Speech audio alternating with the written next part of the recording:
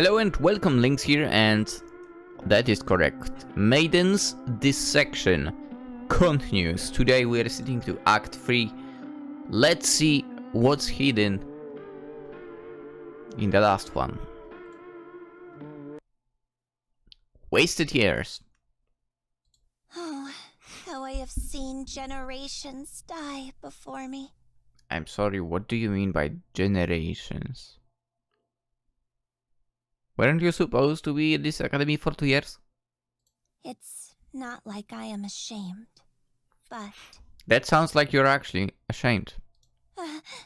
Why do I have to always remember how it all started? Also, Chapter 3 or Act 3 is a look into the past. Whoa! Whoa, whoa, whoa! I did not see that coming. The laboratory. Ivy lays on her back across a stained autopsy table. She looks up at Aster with a cold dead gaze as Aster looms over her with a malefic grin. Aster raises a pair of dissection scissors as her gaze scans Ivy's entire body. Aster pauses. Ooh, you look different now. Her grin slowly dissolves into disappointment as she throws the dissection scissors on the table. You would be this type. Wait, do you have a different voice now? You would be this type. Aster's expression fills with fury. I should have known! No, it's the same person. Aster calms, squeezing the bridge of her nose. I should have known!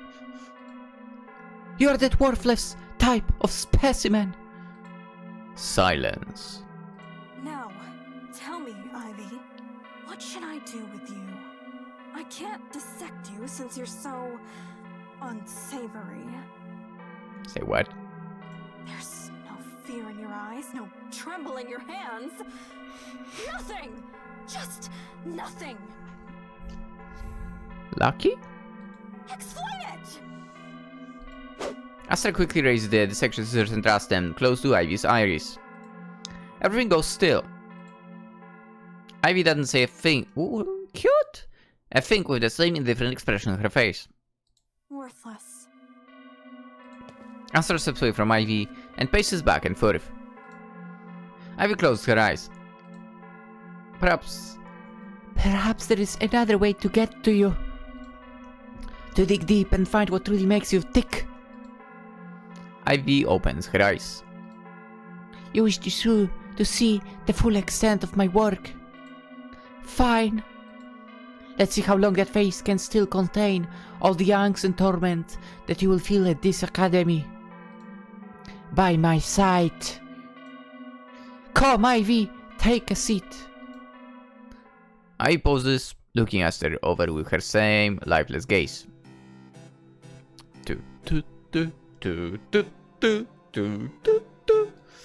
Ivy steps forward and seats herself in a cold steel chair as Aster steps behind her. Aster feels the back of Ivy's neck and slowly caresses up her scalp. Ivy doesn't move. She doesn't even breathe. What? How? As Aster softly grips Ivy's long hair.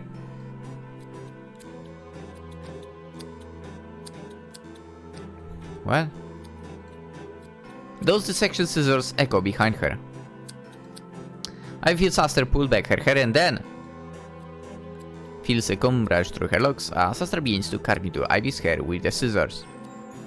I wouldn't move if I were you. One slight twitch and...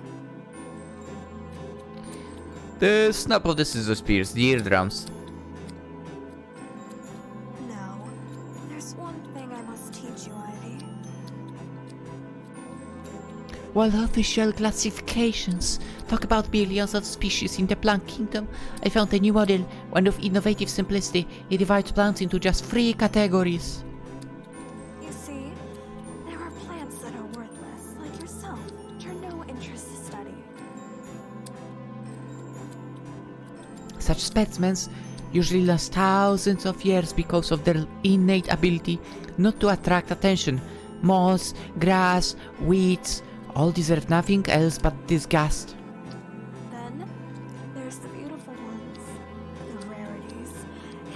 valuable to my research and pitiful in their being. Pitiful. Aster looks curiously at Ivy. Now you talk, I had my hopes up that you be the sort of flower, but sadly I am the pitiful one, if you will. Aster starts braiding Ivy's hair as Ivy holds a lock of her hair in her hand. She stares down at it, lost. And then there is the third category. The unknown. They are full of surprises, but just like any other plant, they must be classified after dissection. They could either be beautiful or in most cases worthless. Aster pauses for a moment, inspecting Ivy's hair.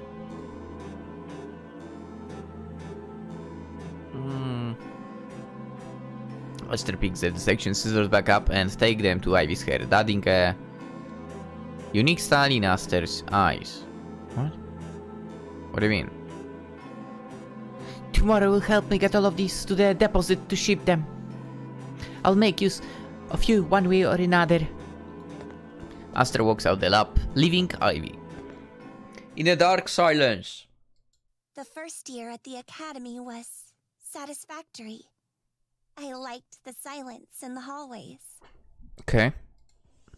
The sound of floor dissections echo. Well, not silence, but I got used to the droning of the sections pretty fast.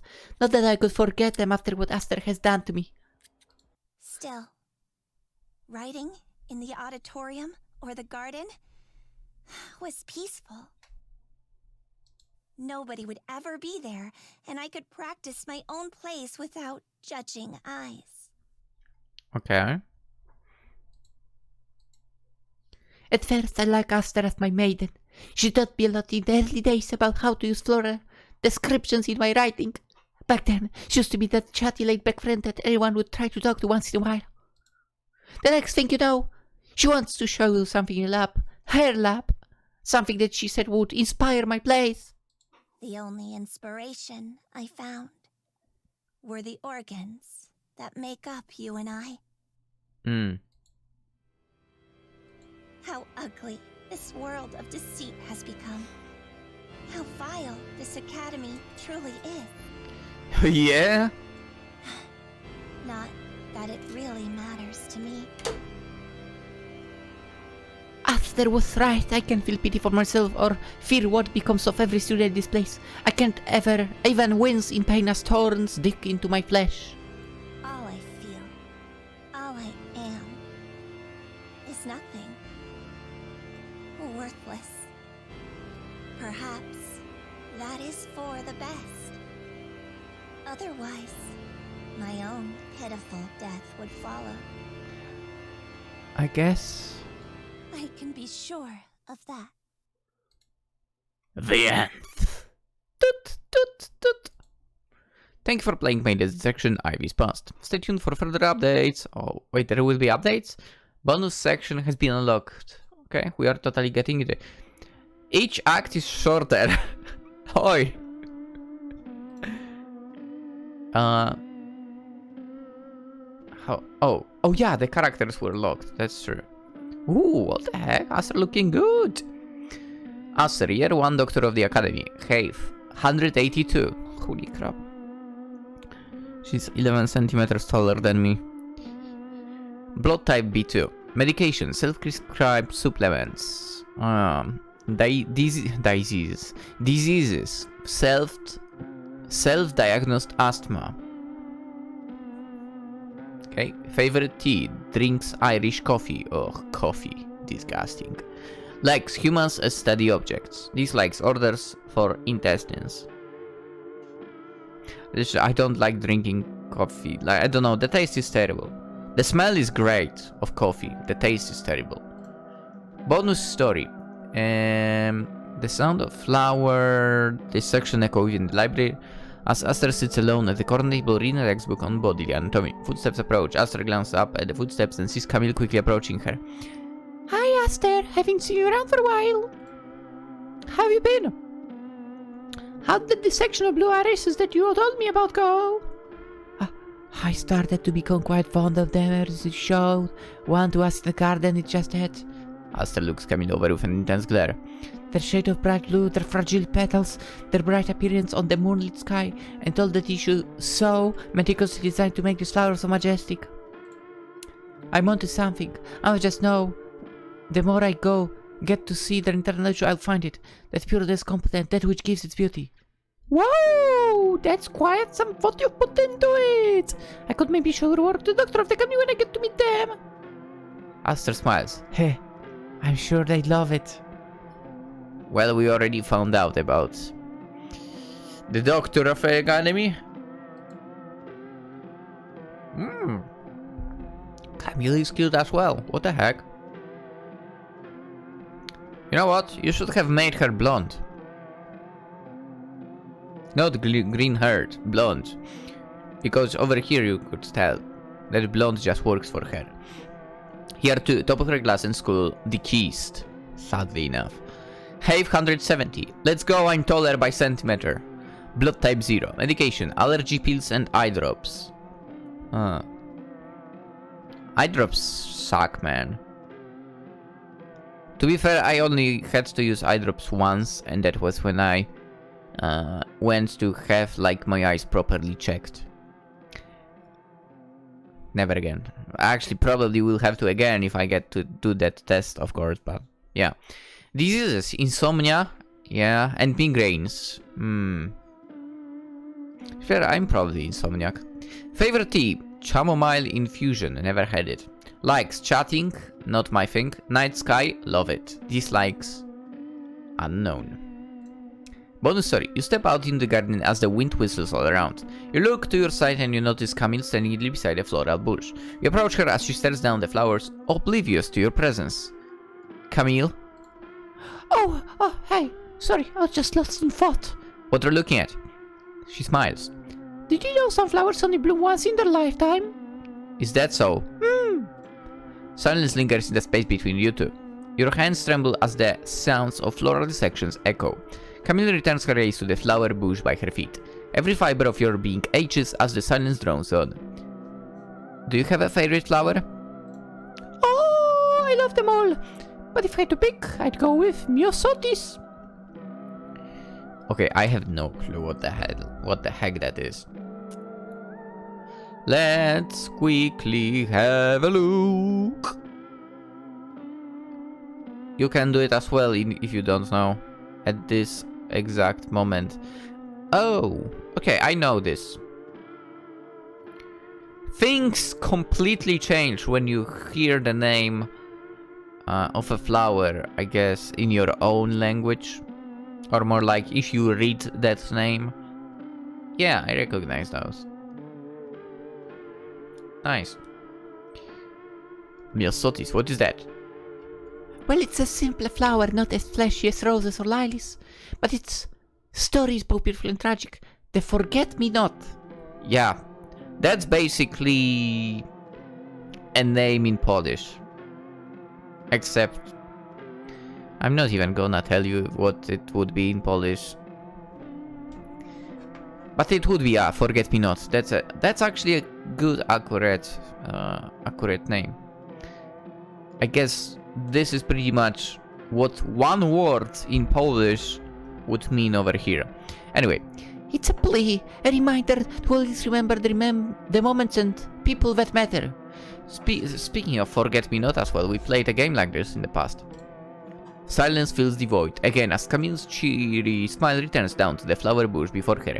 You look and on the flower's bush markers reads Myosotis. Okay. Ivy. Cute. With her, yeah, you know what? Her being red-haired, that works, absolutely works. Year 2, student as president, Aster's pawn. Yeah. Have 158. Blood type A2. Medication Adderall. Diseases, unspecified trauma. Oh, so maybe that's why she's like basically not disturbed in a way by anything. But Aster doesn't know what that trauma that was caused by, I guess. Once she finds out, it will be problematic. Also, wait a second. She has a very interesting build of the ear. Anywho. Bipolar tendencies, scoliosis. Favorite tea, nettle extract with honey. Oh, yes. Tea with honey for the win, I agree. Likes theater and Victorian literature, dislikes being interrupted. Understandable. I dislike that as well, to be honest. Bonus story. Ivy guides you through the corridors of the academy, showing each and every classroom you will find yourself attending throughout the program. But as you pass by the laboratory doors, you watch Ivy rush over and peek inside. She holds a breath and then shuts the door. She turns to you with a disappointed gaze. The laboratory is indisposed for today. I apologize. Ivy's thoughts. Why do I think I give a proper tour of this place? Or it become her Maiden, those hardware? You watch as Ivy clenches her teeth unaware. Are you alright?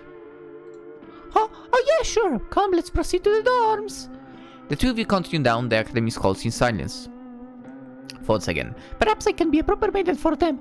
No, I can't. There is simply no way to make friends in this world. If I did, then it will only hurt her just as much as it will for that natural beauty. Seeing their interaction, I can't help it. I cannot feel any shame. Okay. I guess I see why you distanced yourself. The new student. What the heck? We are hot! Yo! Yeah? The new student. Year 1. Sadly deceased. Height 175. Close enough. Blood type. Unknown. Medication. Calcium and vitamin D tablets. Diseases. Depression. Some could say that about me. Likes. Camille. Dislikes. Lies. Aster Ivy. I don't know if she was like disliking Aster and Ivy, but yeah. Some final thoughts. I still know how to feel about the academy now after what Camille said. Once again, more and more lies. Why does that surprise me? Even then, something still feels off. Apart from classes full of students with slender backs trying to dissect those pitiful creations. Honestly, I should just pack my things and get out of here. Should have done exactly that, I guess. I'm sure Camille felt this way too when she found out, but she still decided to stay. Frankly, I feel like that's a mistake on her part. But perhaps I'm wrong. I trust Camille's judgment. She's the only thing I can trust in this place. Besides, just for 2 years anyway, and 1 will be with Camille. She'll make this whole thing worth it. With her, I won't be so lost in this place. Yikes. If only you knew. If only you knew. Yo, honestly, I mean, in the game, like, Aster was probably the most attractive. At least chapter 1 and 2. The third one, like, we got her past self. That hairstyle was a bit not cutting it. I guess that's why she changed to the one in Act 1 and 2. Dude, Camille definitely would cut it so well in blonde hair. I mean, we can see it basically in this picture here, right? I mean, green was also good, but blonde would be the winner for her. Ivy, definitely interesting person. And we are so hot! Let's go! But, wow. I mean, wow about the game, to be fair. It is kind of interesting thing, you know, how I guess maybe a little bit the research was kind of connection between flowers and humans. That's why the dissection and so on. At the same time, what a crazy thing that they were like, you know what? Let's get students for the dissection. Why not? Let's use the students. That's so freaking nuts. Ridiculous. But I guess that was the point of the entire game, to be fair. Super interesting concept overall. It's set to look up to updates, so I'm definitely following the dev on itch.io. And if there will be more, you bet we are coming back to see what else is being hidden in this game. Also, I don't know how much of impact the choices had that I've made. Maybe those different choices could lead to something else, so you know. Feel free to get the game from itch.io, link in the description which I provided, and you know, check out if there is a different outcome of a thing. If you do different stuff. Yeah. What a game, for. What a game. That was a good experience. I liked it. But yeah, the never-ending itch.io library continues, and tomorrow, I think, or maybe still today, we are going to engage onto another journey to another game. Hope to see you there.